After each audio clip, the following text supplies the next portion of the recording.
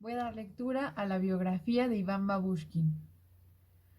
Cuando los representantes de vanguardia de la clase obrera se hayan asimilado las ideas del socialismo científico, del papel histórico de la clase obrera, cuando estas ideas hayan recibido una amplia difusión y cuando se hayan creado sólidas organizaciones obreras que transformen la dispersa lucha económica en una lucha consciente de clase, entonces el obrero ruso, poniéndose a la cabeza de los elementos democráticos, derrumbar el absolutismo y llevar al proletariado ruso, junto con el proletariado de todos los países, por el camino recto de la lucha política abierta, hacia la revolución comunista triunfante. Texto de Lenin.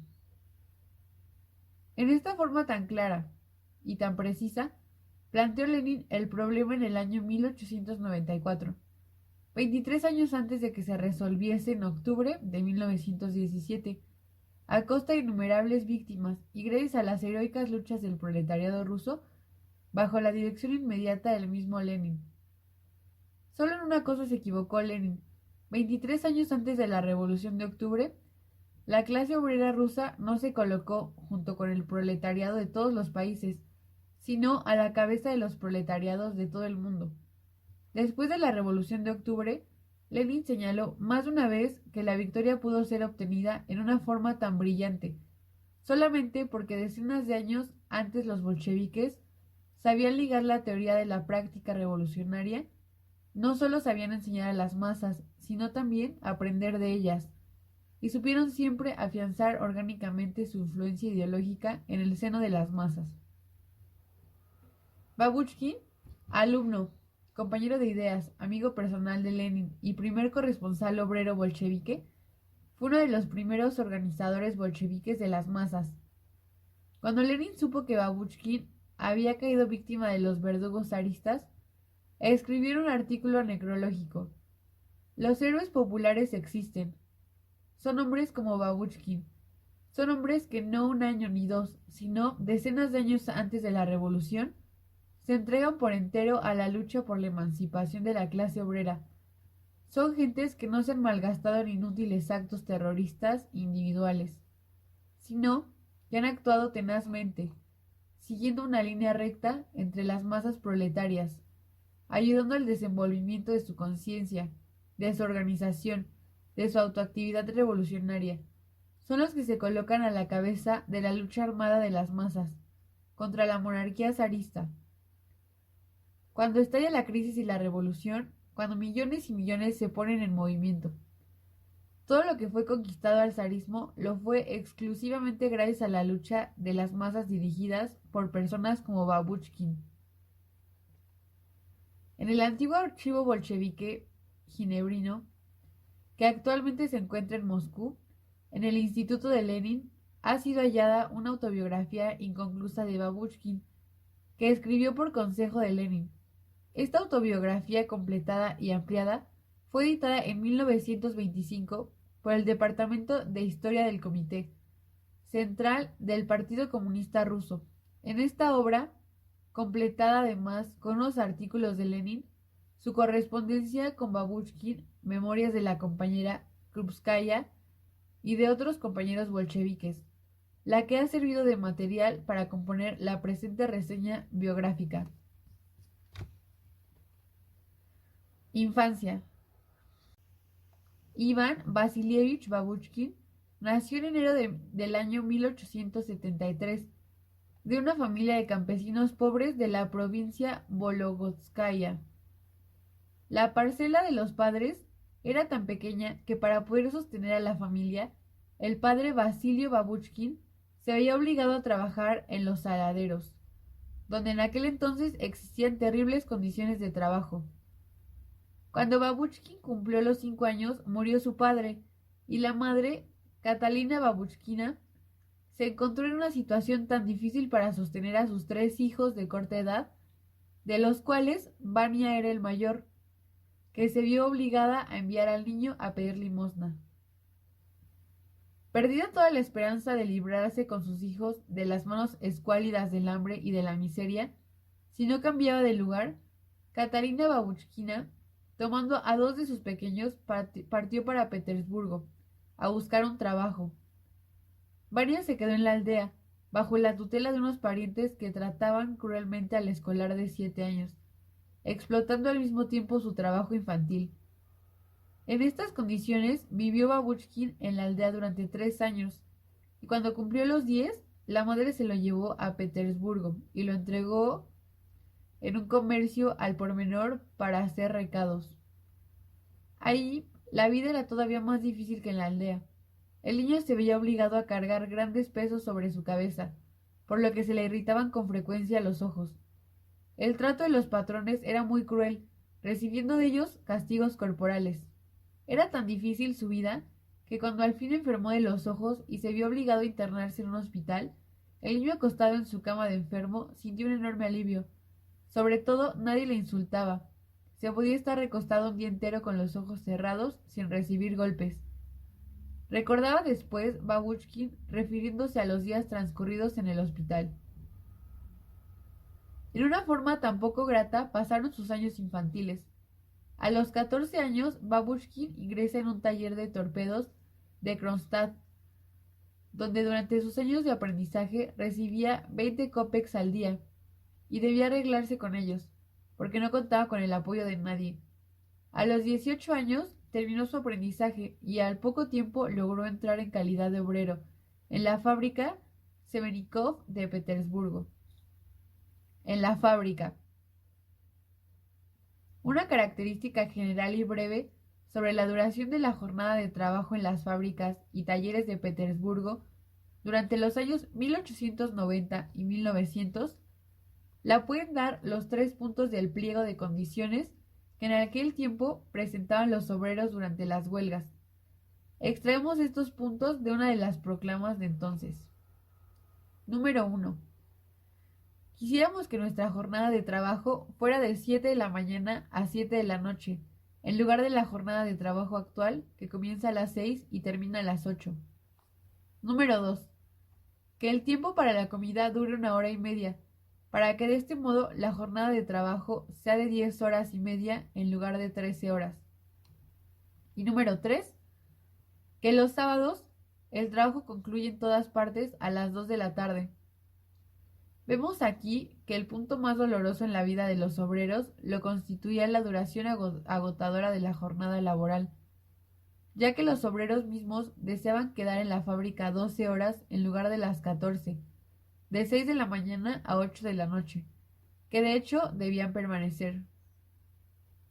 El triste cuadro de la vida del taller lo describe en su autobiografía el mismo Babushkin. Durante el primer año en la fábrica no viví, sino trabajé. El trabajo era a destajo, trabajábamos mañana, tarde y noches, y a veces en 2 días seguidos no iba a mi casa, que estaba a 20 minutos de camino de la fábrica. Recuerdo que una vez había un trabajo urgente. Tuvimos que trabajar cerca de 60 horas seguidas, con intervalos exclusivamente para tomar alimentos. Al volver a pie de la fábrica a mi casa, me dormía por el camino y me despertaba al golpearme contra un farol. Abrí entonces los ojos y seguía caminando, pero me dormí otra vez y veía en sueños que navegaba por el río Neva y chocaba contra la costa. Trabajando en esta forma no se ve nada de la vida, el pensamiento no se detiene en nada, y todos los deseos se concentran en esperar la llegada de un día de fiesta. Pero cuando la fiesta llega, se duerme hasta la 1 de la tarde sin ver ni oír nada, y al día siguiente se reanuda el mismo y penoso trabajo, igualmente abrumador, sin ninguna vida, sin ningún descanso. Y durante este trabajo nadie viene a dar alientos, nadie hace una protesta, nadie aconseja descansar. ¿Y para quién se trabaja? Para el capitalista y para nuestro propio embrutecimiento. El único consuelo es que no se da uno cuenta y así no se siente el terrible yugo. Así transcurrió en general para la mayoría de nosotros, una vida triste y monótona.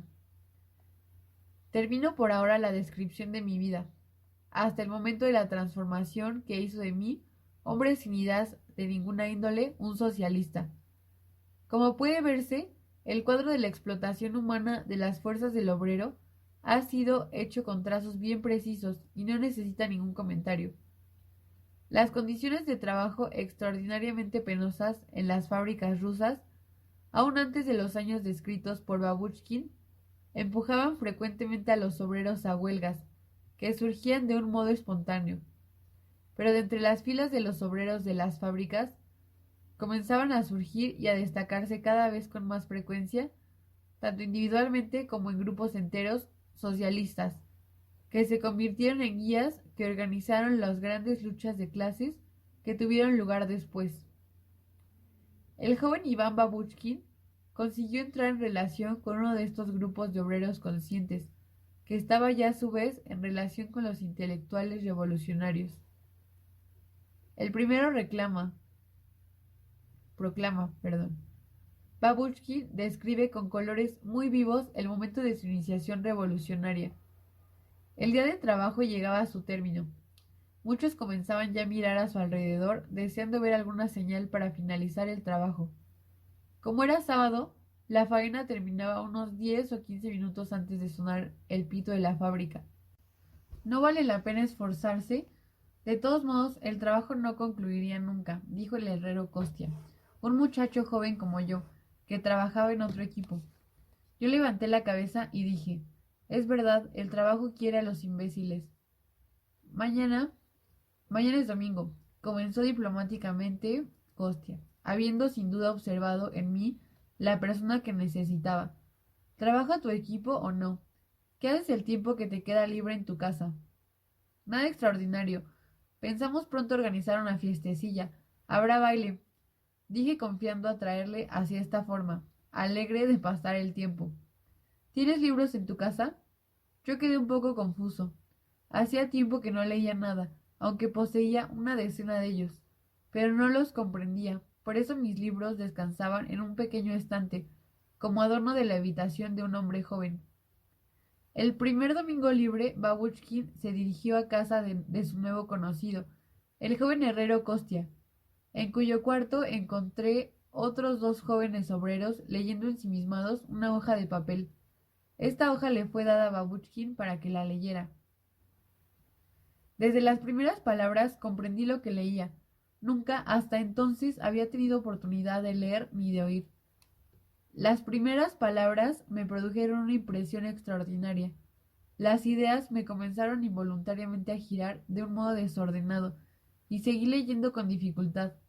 La hoja hablaba de los curas, del zar y del gobierno, y lo hacía de una manera injuriosa. Cada palabra penetraba en mí profundamente.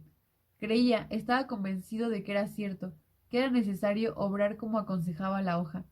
Me imaginaba que estaba yo condenado a muerte por el delito cometido, y que toda mi vida estaba destrozada. Como enterrada a martillazos, entró en mi cabeza la idea de que no hay reino de los cielos, que nunca había existido, que todo eso había sido inventado sencillamente para engañar al pueblo. Creía todo lo que decía la hoja, y esto produjo una gran impresión en mí. Llegué al final con dificultad y sentí pasar en mí toda esa masa de ideas que se había precipitado en mi cerebro, y desde entonces me convertí para siempre en un elemento antigubernamental. El hecho de que la lectura de una sola proclama predestinó toda la orientación de la vida futura de Babushkin, me convertí para siempre en un elemento antigubernamental. No constituye una casualidad. Este hecho es la expresión más brillante de hasta qué grado estaba ya entonces preparado el terreno. Hasta qué grado, en Rusia, junto con el crecimiento del capitalismo, cría su sepulturero, la clase obrera en la cual se formaban rápidamente representantes de vanguardia.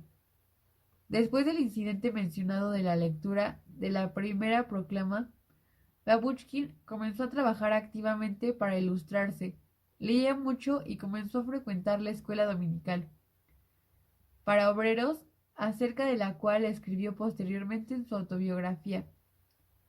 Se acercaba el otoño, y con él la espera impaciente de que se abriera la escuela dominical, sobre la que habíamos hablado mucho.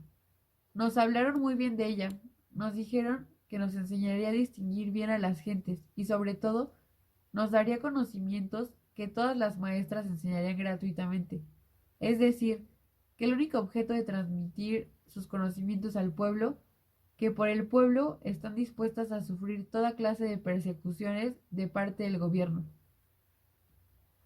Estas escuelas dominicales que existían legalmente eran inteligentemente aprovechadas por la intelectualidad marxista revolucionaria, que iba a ellas en calidad de maestros, recibiendo de esta manera la posibilidad de ocultar bajo su aspecto de legalidad su trabajo de propagandistas revolucionarios. En estas escuelas dominicales, en lugar del programa oficial de geografía, se enseñaba la economía política de Marx. En lugar de la enseñanza de la historia de las heroicidades de diferentes zares, se enseñaba la historia del movimiento revolucionario y se explicaba a los obreros que los zares rusos eran gendarmes internacionales, sofocadores de los movimientos emancipadores, no solo de Rusia, sino también de Europa. En una de estas escuelas de Petersburgo, donde trabajaba por aquel entonces Esperanza Konstantinovna Krupskaya, junto con su amiga Lidia Kenopovich, más tarde destacada bolchevique, ingresó Babushkin, sobre el cual escribe Krupskaya en sus memorias, que no estaba entonces bastante ducho en el trabajo secreto. En efecto, una de las lecciones de idioma ruso, cuando se necesitó escribir una frase cualquiera, Babushkin escribió: en nuestra fábrica estallará pronto la huelga. Después de la lección, Lidia Kenopovich le llamó aparte y le reprochó vivamente su imprudencia, explicándole que el que quiere ser revolucionario no debe manifestar inútilmente su espíritu revolucionario. Babushkin quedó fuertemente impresionado y desde ese momento entre el alumno y la maestra se establecieron las relaciones más cordiales. De este modo, la escuela, desde el comienzo mismo, enseñaba a adquirir el temple revolucionario. El sistema de trabajo de la escuela dominical donde estudiaba Babushkin da una idea clara de cómo aún en tales condiciones es perfectamente realizable la utilización de las posibilidades legales para el trabajo revolucionario legal. Siguiente apartado. Babushkin conoce a Lenin. Simultáneamente con sus estudios en la escuela dominical, Babushkin comenzó a relacionarse con propagandistas salidos de las filas de la intelectualidad marxista revolucionaria de Petersburgo, que ya desde el año 1893 tenía al frente. Al joven Lenin, venido especialmente allí para realizar el trabajo revolucionario, Babushkin tuvo la suerte de entrar en el grupo que dirigía Lenin personalmente. El lector no verá mal que reproduzcamos integralmente el pasaje de la autobiografía de Babushkin, en que habla del carácter de las ocupaciones del grupo y da también algunos informes sobre la dirección de Lenin. Un obrero nuevo relacionado con los intelectuales organizó el círculo. El lugar para reuniones lo constituyó mi cuarto por ser el más cómodo y en el cual no había personas extrañas. El círculo estaba compuesto por 6 personas. La séptima era su dirigente. Comenzaron las clases sobre la economía política de Marx. El instructor, tratando de provocar entre nosotros discusión u oposición, y cuando lo conseguía, nos obligaba a que demostráramos uno a otro la justeza de nuestro punto de vista sobre determinada cuestión. De esta manera, nuestras lecciones tenían un carácter muy vivo e interesante, y nos llevaba a practicar la oratoria. Este sistema de enseñanza es el mejor medio de que los oyentes puedan asimilar la cuestión debatida. Todos nosotros quedábamos muy satisfechos de estas lecciones y nos admirábamos continuamente de la inteligencia de nuestro instructor. Bromeando entre nosotros, solíamos decir que el exceso de su inteligencia no le dejaba lugar siquiera para los cabellos. Estas lecciones nos enseñaban al mismo tiempo a estudiar por nuestra propia cuenta, así como a buscar materiales. Recibíamos del instructor hojas con preguntas que exigían de nosotros un conocimiento exacto y una observación detallada de la vida. Durante el tiempo de trabajo en la fábrica, frecuentemente era necesario ir de un taller a otro con distintos pretextos, con el objeto de reunir los datos indispensables por medio de observaciones, y cuando las circunstancias lo permitían, por medio de conversaciones. El cajón de herramientas estaba siempre atiborrado de toda índole de apuntes y yo intentaba durante el tiempo de almuerzo escribir el número de jornadas de trabajo y los salarios de nuestro taller. Naturalmente, el obstáculo principal para toda clase de recopilación de datos lo constituía la falta de tiempo libre para ello. Pero sin embargo, la obra avanzaba. En aquel tiempo, en Rusia, los únicos datos que podían dar una idea justa de las condiciones de trabajo en las fábricas y talleres eran los datos recogidos por medios ilegales y guardados en la caja de herramientas y había el peligro de caer en las garras de los gendarmes por la busca de informes sobre las largas jornadas, salarios y condiciones de trabajo. Esta recopilación de datos sobre la vida de los obreros en las empresas que daba la posibilidad de acercarse a las masas por medio de la propaganda y agitación oral y escrita, basada en las necesidades concretas de los obreros.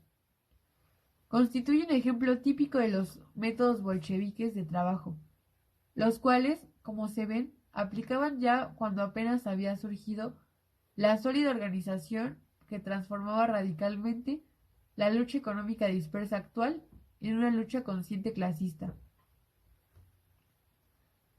No es menos característico también el método de enseñanza que Lenin había adoptado en el círculo, donde estudiaban los obreros Semyanikov.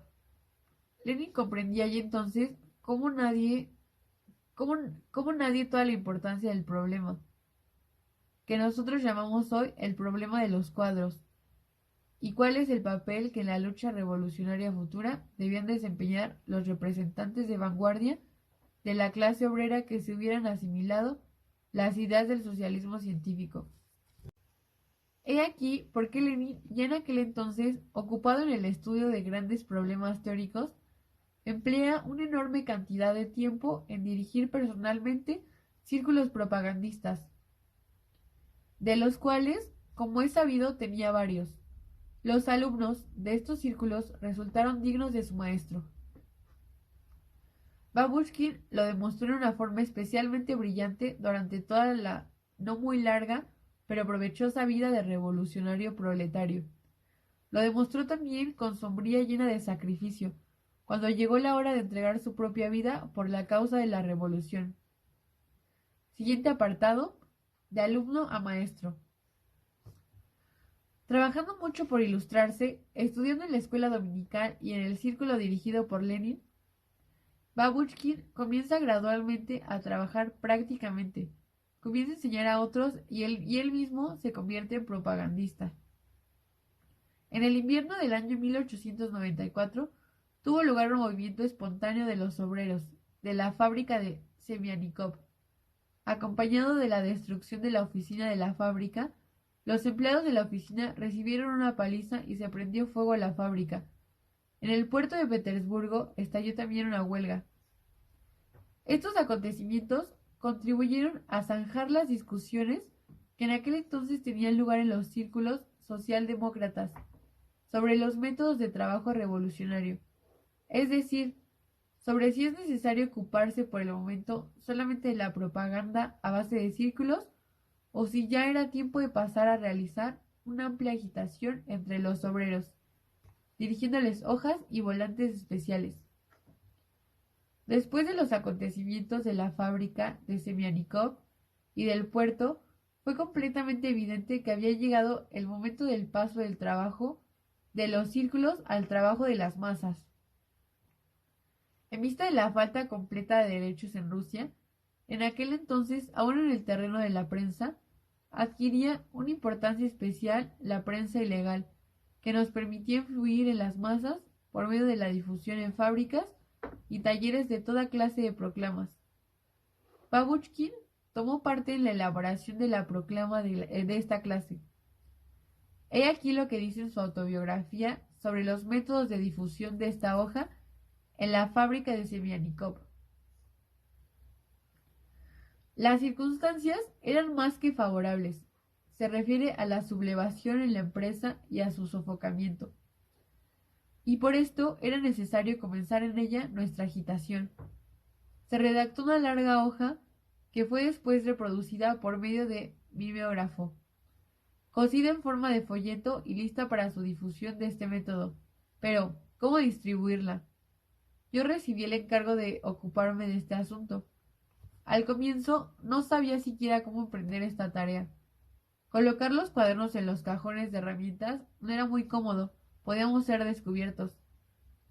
No recuerdo bien si fue un sábado o un lunes por la tarde, cuando llevé una parte de los folletos a los lavabos y puse el resto donde pude. Parte de los cajones de herramientas, parte lanzando a los ejemplares a través de un cristal roto, por una puerta entreabierta o colocándolos en los lugares de trabajo. En la segunda ala de la fábrica se realizó todo del mismo modo, repartiendo los cuadernos allí donde los obreros los podían encontrar al comenzar a trabajar. Uno de los talleres, un cuaderno cayó en manos del capataz, el cual acusó a un viejo obrero, diciendo que éste los había distribuido. Me daba mucha lástima este viejo obrero, pero no lamentaba haber distribuido las proclamas, y así se lo dije. La experiencia podía ser considerada como satisfactoria. Más tarde se produjeron volantes del mismo modo en los talleres del puerto de Petersburgo, donde produjeron una impresión más fuerte aún que en la fábrica de Semianikov. Así llevando a cabo la propaganda en los círculos, manteniendo continuamente la ligazón con las masas obreras, organizándolas, creando bibliotecas obreras ambulantes, redactando, imprimiendo y difundiendo proclamas en las fábricas, y elevando simultáneamente su propia ilustración, Babushkin se convierte gradualmente en uno de los más destacados y activos miembros de la Unión de Petersburgo para la lucha por la emancipación de la clase obrera, cuyo organizador principal fue Lenin. Cuando el 9 de diciembre del año 1895 tuvo lugar la detención de Lenin y de su grupo, Babushkin consiguió casualmente evitar su arresto. La impresión que esto produjo en él, Babushkin lo describe así: esperábamos ser arrestados, pero no tan rápidamente ni en gran proporción. Naturalmente, esto me produjo una impresión muy fuerte, pero menos violenta que si hubiera ocurrido antes. Yo me había acostumbrado ya a las detenciones y las soportaba con bastante tranquilidad.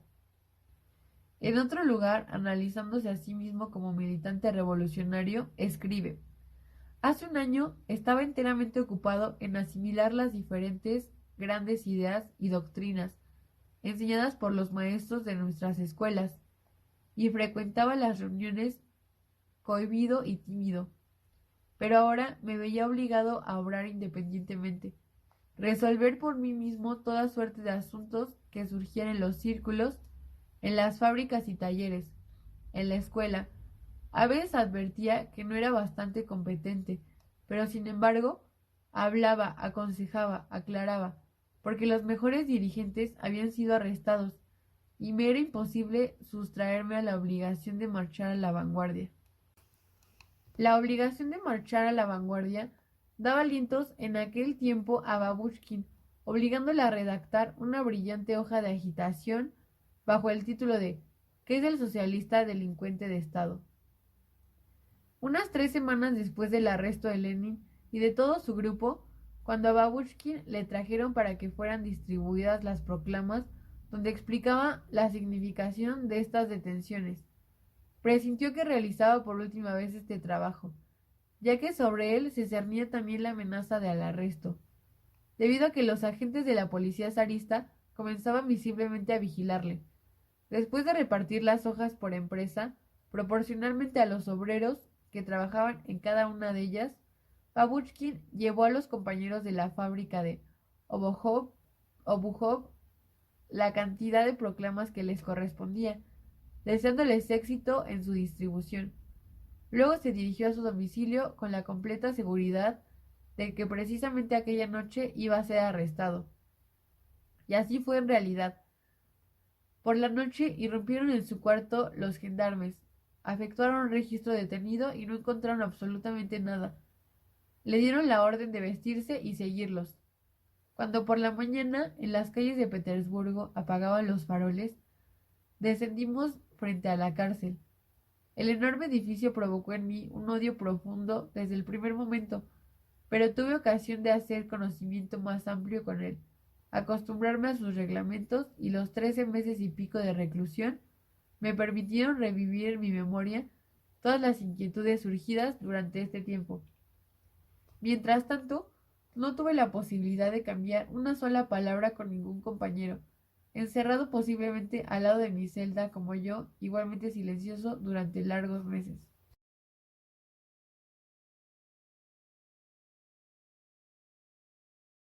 Siguiente apartado, nuevos caminos. A mediados de la década de 1890 y 1900 se observaba en Rusia un florecimiento momentáneo de la industria y sobre esta base un gran crecimiento del movimiento obrero de masas, que se manifestó en el año 1896, en las célebres huelgas de verano. Los obreros huelguistas de la capital zarista atemorizaron seriamente al gobierno, obteniendo como resultado la promulgación de la primera ley en Rusia, fijando la jornada de trabajo en 11 horas y media para los obreros industriales. Sin embargo, esta concesión arrancada por la presión de las masas no impidió a la policía zarista perseguir a los participantes más activos de la lucha huelguística y encerrar en las cárceles y deportar a Siberia a centenares de los mejores obreros. Claro que esta medida de los dirigentes zaristas resultó un arma de dos filos, cuando de este modo los obreros expulsados por toda Rusia llevaron consigo el fermento revolucionario. El sur de Rusia en aquel entonces era el que menos preservado del contagio revolucionario estaba, y un centro tan importante en la industria metalúrgica como Ekaterinoslav constituyó un ambiente propicio para esta infección. Por eso no había dejar de llamar la atención de los organizadores obreros y participantes activos de la huelga, expulsados de Petersburgo. Es también natural que en Ekaterinoslav se estableciera Babushkin, cuando fue expulsado de la capital por 3 años, y de todas las ciudades que tuvieran universidad. La penosa reclusión individual que sufriera Babushkin en tan joven edad, el completo aislamiento durante más de un año y en vez de quebrantar la voluntad de lucha, le dieron nuevas fuerzas para el futuro trabajo revolucionario. Y vemos que al llegar a Ekaterinoslav, se apresuró a reanudar su actividad revolucionaria interrumpida por la cárcel. Esta actividad le llena por entero. El trabajo revolucionario se convirtió ya en su profesión, sabiendo que en Ekaterinoslav debían hallarse también otros compañeros expulsados de Petersburgo, pero no teniendo sus direcciones, se consagra a su búsqueda y trató de ingresar en una fábrica con el objeto de ligarse inmediatamente con los obreros. Ingresar en la fábrica no es tan fácil, y cuando al fin consiguió el trabajo, resultó que durante el tiempo de la cárcel, la piel de sus manos se había hecho tan delicada como la de un burgués y el trabajo le producía ampollas. La impresión de que la cárcel había producido tal efecto en sus manos le mortificaba mucho. Al fin logró, sin embargo, encontrar trabajo fijo en una fábrica franco-rusa. En lo que respecta a sus relaciones con sus compañeros de trabajo revolucionario, leemos en su autobiografía lo siguiente. El segundo mes de mi estancia en Ekaterinoslav, una mañana, al volver del trabajo nocturno, me encontré con lo que el patrón de la casa trajo consigo a un obrero de la fábrica. El obrero se encontraba algo ebrio. Se tituló compañero y levantándome de mi lecho, que consistía en una delgada capa de paja en el suelo, me arrastró a su habitación. En ella me encontré con dos compañeros de Petersburgo, que habían llegado en idénticas circunstancias que yo. Uno de mis nuevos conocidos era un modelador y el otro un peón de la fábrica, aunque contaba ya unos 20 años. Este último, llamémosle para simplificar, Matiuja, fue el que más me agradó. Era un muchacho sencillo y constituía un representante típico de la masa. No sabía nada, excepto las nociones más elementales recibidas en la escuela de la aldea. Al principio leía con dificultad las hojas difundidas en la fábrica, pero luego él mismo tomó activa participación en la difusión de estas hojas y en la agitación por las huelgas. Cuando fue expulsado, lamentó solamente que fueran arrestados sus camaradas, porque esto podía perjudicar el movimiento. Matiuja estaba literalmente inflamado de entusiasmo por las huelgas de Petersburgo.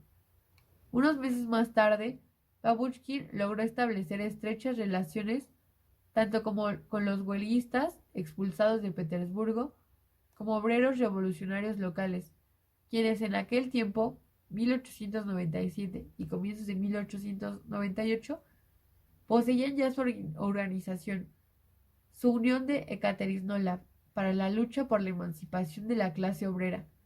Pero esta organización, que todavía trabajaba a base de círculos reducidos, no había logrado penetrar en el de las masas obreras. Babushkin orientó todo el trabajo por otras vías, encarrilándole por los rieles de la agitación y de la propaganda entre las grandes masas. Así, por ejemplo, a principios del año 1898, la Unión de Ekaterisnolab, bajo la dirección de Babushkin, confeccionó y difundió simultáneamente 8 grandes hojas dirigidas a los obreros de 3 empresas más importantes de Ekaterisnolab. Cada una de estas hojas estaba basada en material concreto acerca de la situación de las empresas respectivas y daba al mismo tiempo un cuadro político de la situación general reinante en la vieja Rusia y de la falta de derechos de la clase obrera, señalando el camino de la emancipación y llevando a los obreros a la lucha organizada revolucionaria. Por la propia autobiografía nos enteramos de la impresión que produjeron estas hojas en los obreros y del modo como fueron difundidas. Entrada la noche, Matiuja y yo nos dirigimos a la fábrica. Al llegar cerca del edificio, que constaba de 2 pisos, saltamos las rejas y nos detuvimos al pie de la casa. Levantó sobre mis hombros a Matiuja, abrió la claraboya y lanzó por ella una cantidad de hojas. De igual modo procedimos en 3 talleres.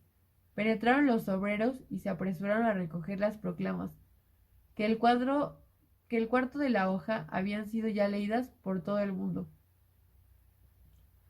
En otra fábrica de la distribución de las proclamas ofreció grandes dificultades. La fábrica trabajaba día y noche, pero Matiuja tomó una cantidad de hojas y se dirigió por la mañana a su fábrica. Trabajó tranquilamente durante el día y cuando a las 7 de la tarde los obreros se disponían a regresar a sus casas, él se preparó también, pero no salió, y se dirigió a un lugar donde se estaba preparando un pozo artesiano.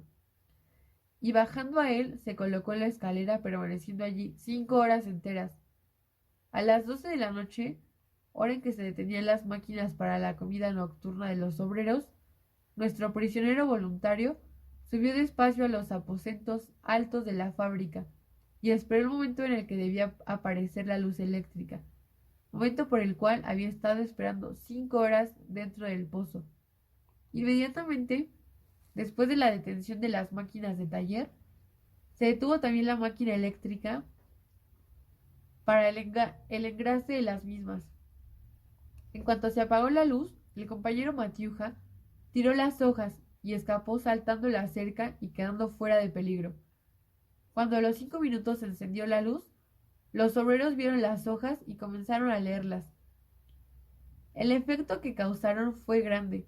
Todos los obreros, la administración de la fábrica, la gendarmería y la policía urbana las leyeron, pero nadie sabía quién había sido el responsable de la difusión. En todas las fábricas, los obreros cobraban ánimos gracias a estas hojas, mientras que la administración, por el contrario, veía disminuir la fuerza de su despotismo. Después de la difusión de estas hojas, que agitaron todas las fábricas de Ekaterisnolab, la actividad de la organización se desarrolló ampliamente, siendo Babushkin el alma de la misma, lo cual hacía que se viera recargado de enorme trabajo. En vista de la ausencia completa de derecho de reunión, la agitación por medio de hojas que se imprimían por procedimientos anticuados en mimeógrafos no bastaba ya. Surgió la necesidad de hacer parecer hojas bien impresas, así como también un periódico obrero propio. Pero para esto era necesario instalar una imprenta clandestina, y Babushkin emprendió apasionadamente esta nueva tarea, extraordinariamente difícil en las condiciones de entonces. Después de muchas gestiones y dificultades, Babushkin logró conseguir alguna cantidad de material para la futura imprenta.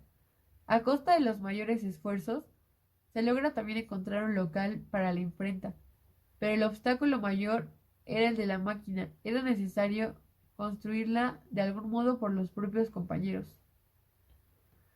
Se acercaba además el 1 de mayo, y era necesario prepararlo todo oportunamente. Si no, un periódico, cuando menos una hoja. Sin perder ni un solo momento propicio, fabriqué las ramas. El capataz se dio cuenta varias veces de que trabajaba en algo personal, pero no podía precisar lo que hacía. A causa de la tirantez de las relaciones en la fábrica, no quería provocar una explosión de los obreros contra él, pero seguramente temía que ocurriera algo peor. Al fin concluí mi trabajo, pero era preciso retirarlo de la fábrica. Para realizar esto, pedí a un capataz a quien conocía que lo hiciese y él lo logró de la manera más satisfactoria, sin saber naturalmente para qué quería yo esos trozos de madera. Necesitaba después hundir los rodillos, pero cuando vertí en un recipiente el material necesario, compuesto entre otras cosas de cola de carpintero y goma, la pasta no se formó ni llegó a enfriarse. Fui luego a casa de un camarada y le rogué que hallase por cualquier medio un tubo, aunque para ello tuviese que arriesgar su puesto ante la implacable administración del taller. A la noche siguiente, este camarada se quedó toda la noche a trabajar y a altas horas, aprovechando la ausencia del patrono, se puso ardorosamente al trabajo. Al cabo de 2 horas el cilindro estaba listo. No quedaba más que hacerle salir de la fábrica. Compré 3 resmas de papel, un espejo y una chapa de latón blanco para la tinta. Solo faltaba encontrar los tipos de imprenta. Para esto me dirigí a una dirección determinada y compusimos inmediatamente el manifiesto para el 1 de mayo. Transportamos la composición a nuestro trabajo, el cual consistió después en pasar todo sobre la forma del rodillo, forrando con una tela gruesa. Pero como el rodillo era muy ligero, era necesario hacer presión con todo el cuerpo, lo que resultaba muy fastidioso en vista de la rapidez con que debía hacerse el trabajo. Trabajamos del modo siguiente. Uno cuidaba de la tinta y pasaba el cilindro, otro colocaba y sacaba el pliego, un tercero empaquetaba las hojas ya secas y un cuarto descansaba o las plegaba. Así se efectuaba el trabajo en cadena, al que había que recurrir para la impresión de la propaganda proletaria durante el régimen zarista. Era necesario poseer una perseverancia sobrehumana para pasar los días y las noches realizando este trabajo, pero Babushkin y sus compañeros consiguieron, sin embargo, imprimir 2000 proclamas para el 1 de mayo. El trabajo efectuado por Babushkin en Ekaterisnolav, bajo el seudónimo de Trimviario, continuó hasta comienzos del año 1900, fecha en que la policía secreta comenzó a vigilarle constantemente y tuvo que abandonar secretamente Ekaterisnolav, eludiendo de esta forma el arresto. El tren corría por la línea férrea de Nikolayevsk, acercándose a Petersburgo, donde muy pronto volvería a ver las calles y gentes conocidas. Llevaba en el bolsillo un pasaporte de una persona de confianza, lo que me permitía transitar por cualquier parte. El periodo de intenso trabajo revolucionario en Ekaterisnolav, que duró cerca de 3 años, convirtió al joven Babushkin a la edad de 27 años en un luchador templado, experto, completamente dispuesto a realizar en el partido un trabajo responsable, de dirección. Lenin se encontraba entonces en Pskov, donde se celebraban reuniones para la organización de la aparición de Iskra y la organización central del mismo nombre. Babushkin llegó a ser el primer corresponsal obrero de este periódico y fue uno de los más activos agentes de la organización central leninista. Siguiente apartado. Corresponsal obrero de Iskra. Damos a continuación algunos extractos de las numerosas correspondencias publicadas por Babushkin en diferentes números de la Iskra y enviada desde Siuveo, 4 de mayo de 1901. Antes de entrar a describir la situación de la asistencia médica en la fábrica de Sava Morozov, considero necesario explicar en unas cuantas palabras la situación general, tanto para nosotros obreros de Orejovo-Siuveo, como para los obreros de otras ciudades y de distintas profesiones. No puede dejar de ser tan interesante dar a conocer por medio del periódico La Iskra nuestra situación a veces verdaderamente monstruosa. A pesar de que los famosos popes, de acuerdo con los capitalistas y el gobierno ruso, tratan de mantener a los obreros en la ignorancia por medio de sus sofistas hipócritas, los obreros ven, sin embargo, que su miserable situación es la de esclavos. La población de Orejovo está formada por 40.000 habitantes que viven en una extensión de 9 kilómetros cuadrados. A pesar de esta densidad de población, el movimiento obrero se encuentra en una situación tranquila y como adormecida. Sigue luego una descripción detallada de la situación ignominiosa reinante en el hospital perteneciente al capitalista Morozov. Al informar en el número sexto de la Iskra sobre la penosa situación de los obreros de las fábricas y deteniéndose minuciosamente en la huelga llevada a cabo en aquel entonces en las fábricas de fundición de hierro de Kalavnik, Babushkin da a conocer el siguiente hecho de solidaridad proletaria característico de aquel tiempo. Se ha hecho venir a Moscú 10 obreros a los que se les ocultó que eran destinados a reemplazar a los huelguistas. Se les prometió un buen jornal, 75, 80 y más rublos al mes. Pero cuando estos obreros llegaron al Ivanovosnesetsk y se enteraron del papel que iban a desempeñar, declararon a los obreros de Ivanovo-Podnesensk que habían llegado engañados y que si hubieran tenido noticia de la huelga no hubieran venido. Desde este momento, entre los obreros de Moscú y los de Ivanovo-Voznesensk se estableció la solidaridad más completa y poco tiempo después los obreros de Moscú se dirigieron al inspector de trabajo con quejas contra la empresa. Los patronos, temiendo complicaciones, los hicieron regresar. Los obreros de Moscú partieron para sus hogares y los fundidores de Kalanchivosk organizaron una colectiva para sus gastos de viaje. Desde Chuy, distrito de Ivanovo, Babushkin comunica lo siguiente. La policía procede sin tregua a registros y detenciones en nuestra ciudad. Arrestan de noche y actualmente el jefe de policía tiene entre manos un grueso expediente. Detienen cuando encuentran literatura, aunque haya pasado por la censura.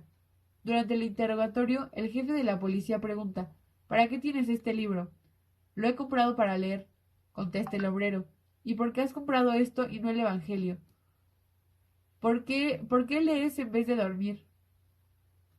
Él, el jefe de la policía, se emborracha con el fabricante Pavlov, hasta perder todo aspecto humano. Pavlov da orden de conseguirle tal o cual muchacha tan sencillamente como si hablara de que le trajeran un buen plato de comida. Tales son los representantes de la autoridad policial y del capital que intentan mantener a las masas en la ignorancia. El obrero no puede pasar por la ciudad con un libro bajo el brazo, sin que algún gendarme se lo arranque para ver de qué libro se trata. Esto se puede ver muy frecuentemente cerca de la biblioteca. La correspondencia de Babushkin a la Iskra no es simplemente la expresión de odio contra el régimen zarista, capitalista, popes y gendames. Esta expresión de odio va siempre basada en hechos concretos que muestran la violencia y el desenfreno contra los obreros de determinada localidad, empresa o departamento. Al leer esta correspondencia, advertimos que el corresponsal obrero Babushkin vive en medio de las masas obreras, siente sus necesidades, que no describe esta vida como un espectador, sino como un hombre que vive lo que escribe, que no se contenta con registrar los hechos, sino que, remangando sus brazos, lucha energéticamente contra este mal. De esta manera vemos que ya entonces, hace 30 años, Babushkin comprendió de una forma completamente justa sus tareas de corresponsal obrero, tal como las tareas de Babushkin como corresponsal obrero y como organizador de ello, Lenin escribía: mientras Iván Vasilievich Babushkin esté en libertad, la Iskra no carecerá de verdadera correspondencia obrera. Examinad los primeros 20 números de la Iskra, con toda esa correspondencia desde Chuy, Ivanovo-Voznesensk, Orejovus y Evo, y otros lugares de la Rusia central. Casi toda esa correspondencia ha pasado por las manos de Babushkin, que trataba de establecer la más estrecha relación entre la Iskra y los obreros. Iván Vasilievich era el corresponsal más activo de la Iskra y su partidario más entusiasta. En esta misma época se publicó también el folleto popular y legal escrito por Babushkin y muy difundido en aquel entonces titulado En defensa de los obreros de Ivanovo-Voznesensk. En las memorias de Krupskaya, así como en la correspondencia de Lenin y Krupskaya con las organizaciones rusas del partido, vemos los informes siguientes sobre el trabajo literario de Babushkin. En Ivanovo-Voznesensk había un inspector en fábrica llamado Dovnov, el cual, conmovido por la vida de los obreros, escribió un artículo liberal sobre su existencia, artículo que apareció en la revista populista La riqueza rusa. En el artículo, Dovnov compadecía a los obreros de Ivanovo-Voznesensk, presentándolos como borrachos incorregibles, como idiotas a quienes solamente los libros liberales podían dar instrucción. Cuando Lenin recibía la revista que contenía este artículo, se indignó mucho y le pidió a Babushkin que diera una digna respuesta al inspector liberal. La respuesta de Babushkin, firmada Un obrero por los obreros, es agudamente sarcástica. En ella, por ejemplo, leemos: realmente la perspicacia del señor Dovnov es asombrosa. Él no es como el héroe fabulista Krylov, que no percibió el elefante. Ah, no, el señor Dovnov llega al Ivanovo-Voznesensk, visita las fábricas y percibe de pronto un abismo. ¿Y qué abismo? Un abismo en el que son devoradas todas las fábricas. Tal es la intensidad del espíritu de observación del señor Dovnov. Girando sobre sí mismo, vio muchas cosas. Por eso se vuelve poco a poco hacia el abismo, como las aspas de un molino de arriba abajo, de arriba abajo. Y al dar media vuelta, vio que la embriaguez hasta cierto punto erigida un sistema. Otra media vuelta y ve que para dormir se tienden tan juntos unos con otros como las sardinas y los arrenques en los barriles de Astracán, con las cabezas de unos junto a los pies de otros. Otra media vuelta y ve que los obreros, sin excepción, no tienen ganas de leer nada, no sienten ningún impulso hacia el saber.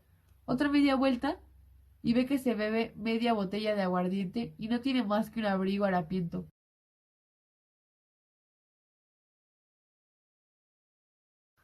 Un paseíto y ve los teatros vacíos, una farándula, el público que vacila y ni un solo libro en alguna parte.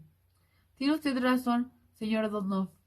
Las botellas de vino existen en las vidas de los obreros, y no solamente en Ivano-Voznesensk, sino también en Moscú, en Petersburgo y en el sur de Rusia. Es indudablemente un mal contra el que lucha todo obrero culto, pero no podemos estar de acuerdo con usted en que esto constituya uno de los más grandes males de la vida en las fábricas. Si un obrero que haya trabajo invita a 10 o a 15 hombres y compra 3 litros de aguardiente, es ridículo pretender que esto empuja la embriaguez. En lugar de comprobar, simplemente en ellos se distraen y le felicitan por haber encontrado trabajo, teniendo en cuenta sobre todo que esto no es diario nos permitimos hacerle una pregunta. ¿Cuándo su excelencia ha bebido una copa, después ha hecho un brindis, al cual ha respondido otro brindis? Y cuando otro brindis y brindis se suceden hasta la borrachera. ¿No llama usted a esto, señor Donov, una embriaguez hasta cierto punto erigida en sistema? ¿Y no declara que es este uno de los mayores males de las clases superiores y privilegiadas? Como hemos visto ya, la actividad de Babushkin no se limita al trabajo literario, a su corresponsalía de la Iskra y a la redacción del folleto mencionado. Su actividad es muy variada, tanto en el terreno de la propaganda y de la agitación, como el de la organización de los obreros. En todo trabajo, Babushkin siguió siempre por las indicaciones de Lenin, con el cual estaba en esta época en constante correspondencia. Siguiente apartado: nueva detención, la cárcel y la fuga. El intenso trabajo revolucionario de Babushkin en el centro textil no podía dejar de llamar la atención, siempre vigilante de las autoridades, y en diciembre del mismo año de 1901, los gendarmes asaltaron la organización local y arrestaron a Babushkin bajo el nombre de Niesviestin, el desconocido. Durante mucho tiempo, los gendarmes estuvieron indecisos hasta que al final establecieron que el desconocido era el mismo Iván Babushkin, a quien un año atrás no lograron detener. Después de tenerlo detenido algún tiempo en el distrito textil, lo enviaron bajo escolta al sur, al lugar de sus antiguos delitos. Allí, Babushkin quedó recluido en la cárcel de Alexandrovsk hasta junio de 1902, en que con una lima que le enviaron los compañeros, limó la reja de su ventana y huyó de la cárcel. Siguiente apartado: con Lenin en Londres. Sin conocer una palabra de ninguna lengua excepto el ruso, Babushkin cruzó satisfactoriamente la frontera en septiembre de 1902. Se presentó inesperadamente en el departamento que entonces ocupaba Lenin en Londres, donde se encontraba también la redacción de Iskra. El encuentro de los dos amigos les proporcionó una gran alegría. En las memorias de Krupskaya leemos el siguiente relato de la llegada de Babushkin a Londres. A principios de septiembre del año 1902 llegó Babushkin, que se había evadido de la cárcel de Ekaterisnolau. Unos estudiantes le ayudaron a huir de la cárcel y pasar la frontera, pintándole los cabellos de un color rojizo que llamaba la atención general. En Alemania cayó en manos de unos comisionistas que querían a toda costa enviarlo a América. Todo el tiempo que permaneció en Londres, vivió en la comuna donde le habíamos instalado. Desde el punto de vista político, Babushkin se había desarrollado mucho. Era ya un revolucionario bien templado, que sabía juzgar por sí mismo de las cosas y de las gentes, que había visto un gran número de organizaciones obreras y que, como obrero que era, sabía cómo había que dirigirse a los obreros. En esta época llegó Plejanov a Londres. Babushkin fue invitado a una reunión donde debían discutirse cuestiones rusas. Tenía acerca de ellas una opinión bien meditada que defendió con firmeza, hasta tal punto que logró con su actitud imponérsela a Plejanov, que le observó con atención. Además, Babushkin no hablaba de su actividad futura en Rusia, más que con Vladimir Ilyich Lenin, con el que se sentía estrechamente ligado. Recuerdo todavía un rasgo insignificante pero no muy característico. 2 días después de la llegada de Babushkin, nos dirigimos a la comuna, donde nos asombró la limpieza que reinaba. No había nada tirado por los rincones. Las mesas estaban cuidadosamente cubiertas con papel periódico. El suelo estaba barrido. Fue Babushkin el que había realizado esta transformación. El intelectual ruso vive en la suciedad. Necesita criados porque no sabe reparar el desorden que él mismo produce, nos dijo. En otoño de 1902, Lenin estaba muy ocupado por una campaña de formación de revolucionarios profesionales, que debían ser enviados a Rusia en calidad de agentes de la Iskra. La Iskra luchaba por la organización revolucionaria de profesionales en 1901 a 1902. Derrotó el economismo, teoría muy extendida, y creó en 1903 una organización de revolucionarios profesionales. Escribía Lenin más tarde. Siguiente apartado. Agente de la Iskra en Petersburgo. Uno de los principales agentes de la Iskra que entraron en Rusia fue Babushkin, al que se le confió uno de los centros de más responsabilidad, Petersburgo, cuya organización en aquella época no siguió una línea revolucionaria leninista. La lucha en el seno del partido entre los socialdemócratas revolucionarios, posteriormente bolcheviques, y los economistas revisionistas, posteriormente mencheviques, había adquirido en aquel tiempo formas muy agudas. Es bien conocido la característica dada por Lenin de los economistas revisionistas de Petersburgo. Débil y titubeante en las cuestiones teóricas, con un horizonte limitado, justificando su debilidad con la espontaneidad de las masas, es más bien un secretario de un sindicato que en un tribuno popular capaz de elaborar un plan amplio y atrevido que suscitara el respeto incluso de los enemigos. Inexperto e inhábil en su arte profesional, en la lucha contra la policía política, es, o no, un revolucionario, sino un lamentable pequeño burgués. Esta desviación hacia el economismo tenía entonces como principal representante a un cierto Tokarev, que eliminó del comité a todos los camaradas que seguían la orientación de la Iskra. Sus partidarios recibieron después el apodo de expulsadores. Sobre la actividad de Babushkin en Petersburgo en el otoño de 1902 y principios de 1903, se han conservado documentos muy característicos. Entre ellos, una de las cartas de Lenin a Babushkin, publicada por el Instituto de Lenin en el 8º tomo de las obras de Lenin. La carta de Londres el 16 de enero de 1903 a Babushkin, cuyo seudónimo del partido en aquel entonces era Novitskaya, dice así: felicitamos a Novitskaya por su energética actitud y le pedimos continúe con el mismo ánimo combativo sin permitir el menor titubeo. Guerra a los discípulos de Tokarev y a los conciliadores, gentes llenas de conceptos inaccesibles y sin energía. Es mejor un pequeño pescado que una gran cucaracha. Valen más 2 o 3 hombres energéticos y completamente fieles que 10 titubeantes. Escribe lo más frecuentemente posible y sin perder tiempo. Dinos la posibilidad de entrar en relación con los obreros y comunicamos sus características para que si fracasamos no quedemos encallados en la arena. Como ve el lector, Novitskaya no estaba en el Petersburgo con las manos cruzadas. Es bien sabido que Lenin no tenía la costumbre de felicitar a sus compañeros. Y si aprobó con satisfacción la energética actuación de Novitskaya, hay que deducir que realmente luchaba con ardor en la organización de Petersburgo por la línea leninista. Y esto no era una tarea fácil.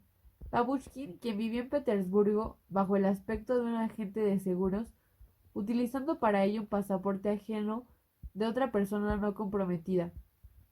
Sin embargo, la policía descubrió muy pronto sus actividades y el trabajo de Babushkin en la organización del partido fue interrumpido. La tercera detención, la deportación a Siberia. A fines del mes de enero del mismo año de 1903, Babushkin fue nuevamente detenido y tuvo que pasar esta vez 1 año y medio recluido. En 1904 fue deportado a Siberia, a la región de Yakutsk. A pesar de lo difícil que fue su larga prisión y de lo penoso de la deportación a Siberia, sobre todo por la dificultad de mantener relaciones con el partido, Babushkin no se desanimaba, no era persona para eso. Por otra parte, ni tiempo tenía para eso. En el año 1904 se podía advertir ya el vivificante aliento de la inminente revolución de 1905. Babushkin leyó y aprendió mucho durante su destierro, comprometido claramente que cuando los acontecimientos revolucionarios se desarrollaran más, habría necesidad de trabajadores de más alta calificación todavía. Sin embargo, esta actividad teórica no duró más que 1 año, al cabo del cual la ola de la revolución comenzó a golpear a la puerta aún de aquellos prisioneros del zarismo, que habían sido expulsados en el Círculo Polar.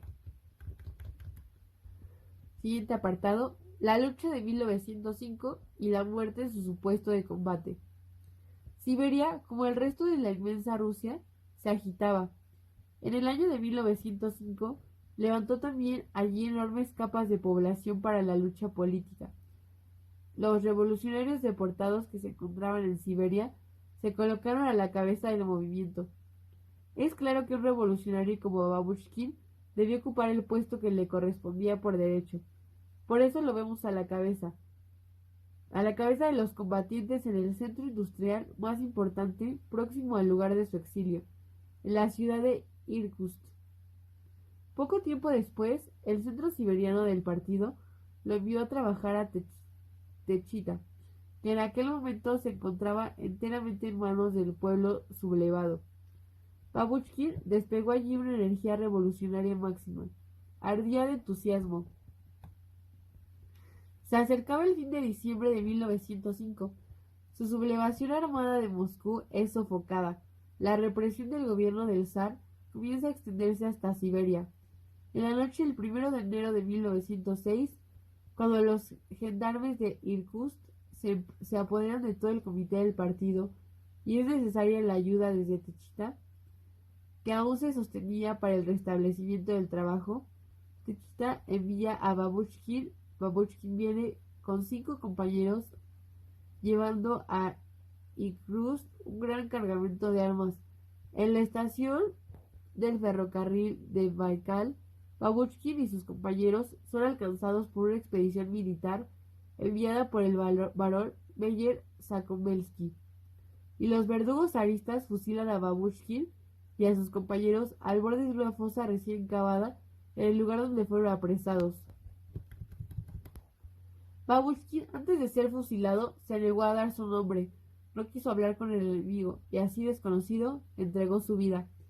Babushkin cayó víctima de la feroz persecución de los agentes zaristas, pero al morir sabía que la causa sería defendida por decenas, millares, millones de brazos, que por esta causa morirían otros compañeros obreros, luchando hasta la victoria definitiva. La tarea de exponer es tan breve bosquejo, las etapas fundamentales, riquísimas de contenido revolucionario de la vida de Babushkin, no permite detenerse ni siquiera sumeramente en los detalles de su vida privada, en aquello que llamamos vida íntima personal. Se sabe que Babushkin tuvo profundas afecciones, que profesaba una piedad filial por su madre, una obrera, pero no tenía la posibilidad de ayudarle en nada. Al contrario, encarcelado y deportado sin cesar, víctima de diversas represiones, la apesadumbraba involuntariamente, lo que hacía aún más sombría su triste vida. Babushkin estaba casado con la obrera Praskovia Rivas, revolucionaria que a su vez sufrió represiones. Estuvo encarcelada en distintas prisiones, vivió ilegalmente. En el archivo del Instituto Lenin existen documentos de los cuales se desprende que Praskovia Rivas vivió unas veces en la ciudad de Tver, otras veces en otras ciudades con su hijo, sin un centavo, esperando constantemente ser detenida y pensando que su compañero viajaba por etapas hacia Siberia o era encarcelado. Pasan los años y estas dos personas, íntimamente ligadas, no se ven uno a otro, ni tienen noticias mutuas. Nadie supo siquiera que Babushkin fue fusilado en aquella época de feroz reacción. Hasta 1910 no se supo, y entonces fue cuando Lenin escribió en el artículo necrológico que hemos citado varias veces: vivimos unas condiciones malditas, en que todo es posible, en que un destacado militante del partido, que fue su orgullo, un compañero que entregó su vida a la causa obrera, desaparezca sin dejar huellas, y las personas más allegadas como su mujer, su madre y los compañeros más íntimos ignoran durante años enteros lo ocurrido con él. Si se encuentra sufriendo en la deportación, si murió de alguna cárcel o tuvo un heroico fin en un choque con el enemigo.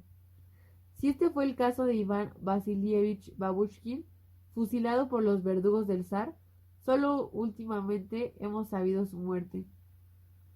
Pasaron pues 5 largos años antes de que la noticia de la muerte de Babushkin llegara a oídos de sus amigos, y es claro que en estas condiciones hablar de la vida personal, privada, de hombres como Babushkin es imposible. El que tan energéticamente despejaba el camino hacia el gran octubre no tenía ni podía tener vida personal. Su vida pertenecía por entero a la causa de la revolución proletaria, hasta cuyo triunfo, aunque solo sea por ahora, es más de la mitad del mundo. Babushkin no consiguió vivir.